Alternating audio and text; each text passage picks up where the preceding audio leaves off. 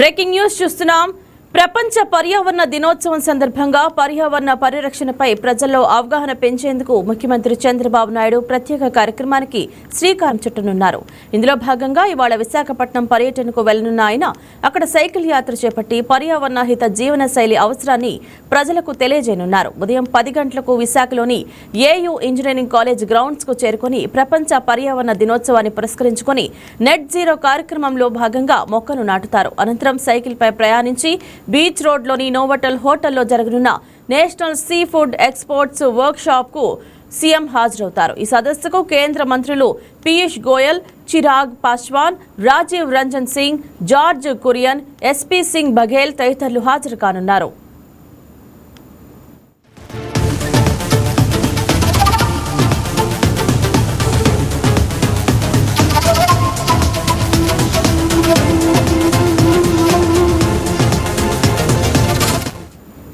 విశాఖ తీర ప్రాంతంలో జరిగే ఈ సైకిల్ సవారీ ద్వారా కాలుష్య నియంత్రణ, ఆరోగ్యకరమైన జీవన విధానం, పచ్చదన పరిరక్షణ వంటి అంశాలపై ప్రజలకు సందేశం ఇవ్వనున్నారు. సాధారణ రవాణా మార్గాలకు బదులుగా సైకిల్ వినియోగం పెరిగితే కార్బన్ ఉద్గారాలు తగ్గడంతో పాటు పర్యావరణానికి మేలు జరుగుతుందని ఆయన వివరించనున్నారు. ప్రపంచ పర్యావరణ దినోత్సవం నేపథ్యంలో ప్రతి ఒక్కరూ ప్రకృతి పరిరక్షణలో భాగస్వాములు కావాలని ముఖ్యమంత్రి పిలుపునిచ్చారు.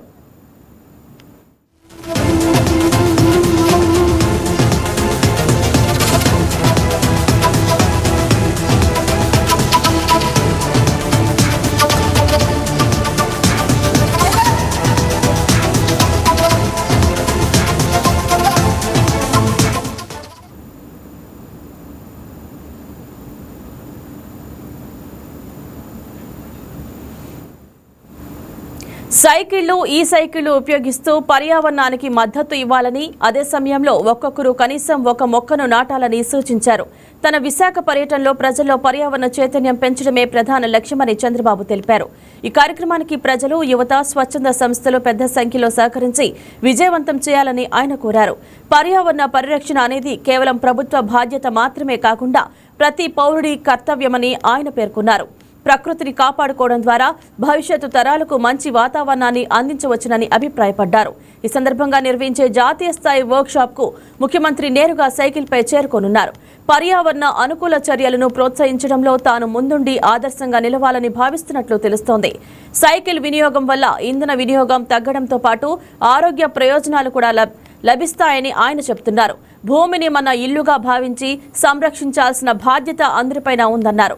ప్రకృతి వనరులు మన జీవనానికి ఆధారం కావడంతో వాటిని జాగ్రత్తగా వినియోగించుకోవాలని సూచించారు. గాలి, నీరు, నేల కాలుష్యాన్ని తగ్గించేందుకు సమాజం మొత్తం కలిసి పనిచేయాలని ఆయన పిలుపునిచ్చారు.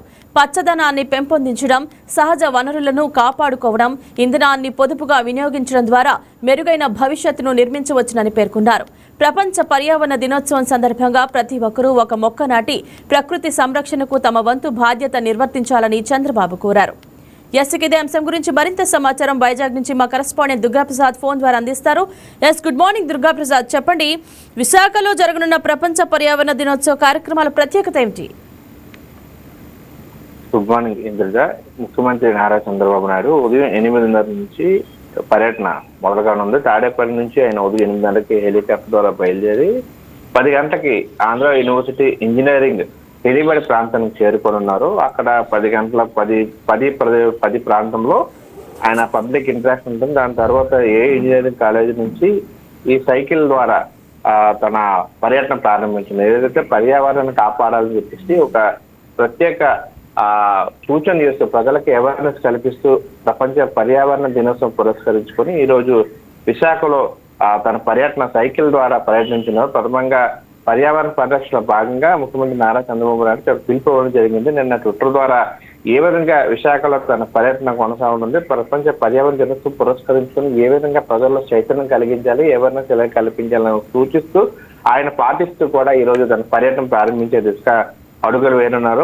ప్రజాప్రతినిధులు కూడా దీంట్లో పాల్గొని ఈ సైకిల్లో ప్రయాణించి పర్యావరణ పరిరక్షణ సంకల్పం తీసుకోవాలని కూడా చంద్రబాబు నాయుడు విజ్ఞప్తి చేశారు. మరోవైపు పచ్చదనం పెంపొందించి పర్యావరణం కాపాడే దిశగా ప్రతి ఒక్కరు కూడా ఒక మొక్కను నాటాలని కూడా చంద్రబాబు నాయుడు కోరారు. అదేవిధంగా ఆయన ట్వీట్ చేస్తూ ప్రపంచ పర్యావరణం పురస్కరించుకొని అందరం కలిసి ఒక సంకల్పం చేద్దాం. భూమి ఇది మనకు ఇల్లు, అదేవిధంగా ప్రకృతి మన జీవనాధారం, పర్యావరణం రక్షించడం కూడా మన బాధ్యతని కూడా, అదేవిధంగా సహజ వనరులు కాపాడుకొని మనకు గాలిని కావచ్చు, లేదా నీరుని కావచ్చు, ఈ నేల కలుషితం కాకుండా పొల్యూట్ అయిపోకుండా పర్యావరణం మనం ఏ విధంగా కాపాడుకోవాలో పిలుపునిస్తూ ఈ ప్రపంచ పర్యావరణ దినోత్సవం పురస్కరించి కూడా ఈ రోజు ఈ సైకిల్ ద్వారా ప్రయాణిద్దాం, దాని ద్వారా పర్యావరణం కాపాడడం కూడా ఆయన పిలుపుకోవడం జరిగింది. ఈ నేపథ్యంలో ప్రజాప్రతినిధులు కూడా ఈ యొక్క సైకిల్ ర్యాలీలో పాల్గొన్నారు. అదేవిధంగా పర్యావరణం పెంపొందించే దిశగా ప్రథమంగా విశాఖలో అనేక ఇండస్ట్రీస్ ఉన్నాయి. ఒకవైపు ప్రధాన అనేక కంపెనీలు ఇండస్ట్రీస్ ఉన్న నేపథ్యంలో కొంచెం పర్యావరణానికి ముప్పు కలిగే అవకాశం ఉంది. ఈ నేపథ్యంలో ఇప్పటి నుంచే భావితరాల్లో పర్యావరణం దిశగా కాపాడుకోవాలి.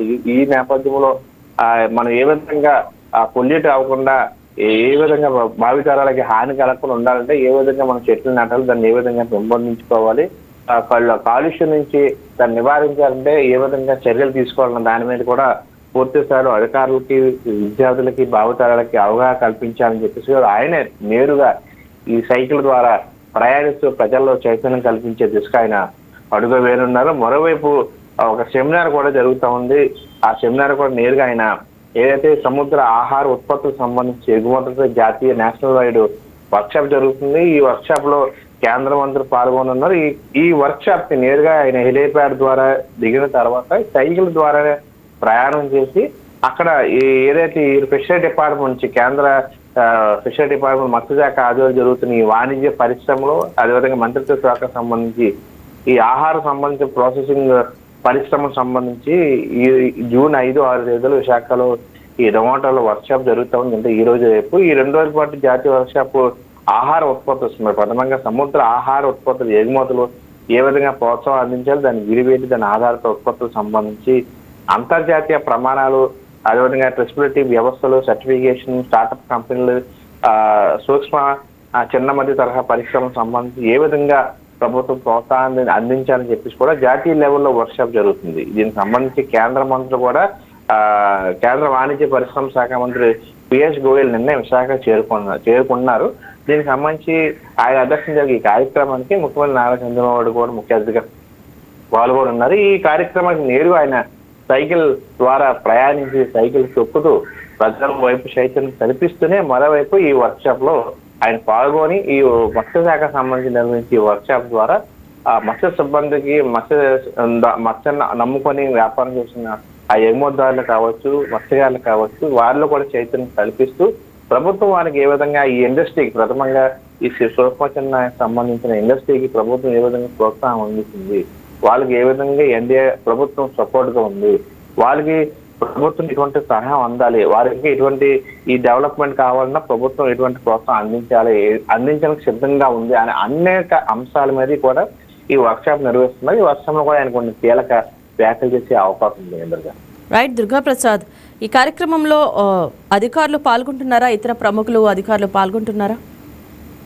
ఆయన ఏదైతే ఈ సైకిల్ సంబంధించిన పర్యటనలో అధికారులు, ఉద్యోగులు, విద్యార్థులు పాల్గొనాలని పిలుపునవ్వడం జరిగింది. మరోవైపు ఆయన ప్రయాణించే ప్రయాణంలో లిమిటెడ్ పీపుల్ కి ఎలా ఉంటుంది, అధికారులకి, స్టూడెంట్స్ కి కొంతమంది సెలెక్టెడ్ చేసిన పీపుల్, ఎందుకంటే భద్రత దృష్ట్యా సెలెక్టెడ్ పీపుల్ ఇవ్వడం జరిగింది. కానీ బట్ నగర వ్యాప్తంగా అనేక ప్రాంతాల్లో ప్రజాప్రతినిధులు స్వయంగా అదే సమయంలో ముఖ్యమంత్రి నారా చంద్రబాబు ప్రయాణం చేసే సమయంలో కూడా ఈ సైకిల్ యాత్ర చేయాలని కూడా భావించారు. ఈ నేపథ్యంలో అటు పెందుర్తిలో గండి బాబ్జీ ఎవరైతే ఉన్నారో టీడీపీ ఇన్ఛార్జ్ ఆయన పిలుపుకోవడం జరిగింది. పలు ప్రాంతాల్లో కూడా ప్రజాప్రతినిధులు ఇన్ఛార్జ్ కూడా ఈ సైకిల్ యాత్ర చేపట్టే అవకాశం ఉంది. ఈ నేపథ్యంలో అదే సమయానికి 9:30 ప్రాంతంలో చాలా మంది వివిధ ప్రాంతాలు, వివిధ వార్డుల్లో కూడా ఈ సైకిల్ యాత్ర చేయాలని పిలుపునివ్వడం జరిగింది. ఎందుకంటే ప్రపంచ పర్యావరణ దినోత్సవం చంద్రబాబు నాయుడు ఇచ్చిన పిలుపు మేరకు, ముఖ్యమంత్రి ఇచ్చిన చంద్రబాబు నాయుడు పిలుపు మేరకు వారు కూడా స్వచ్ఛందంగా ఈ సైకిల్ యాత్ర చేయాలని భావించారు.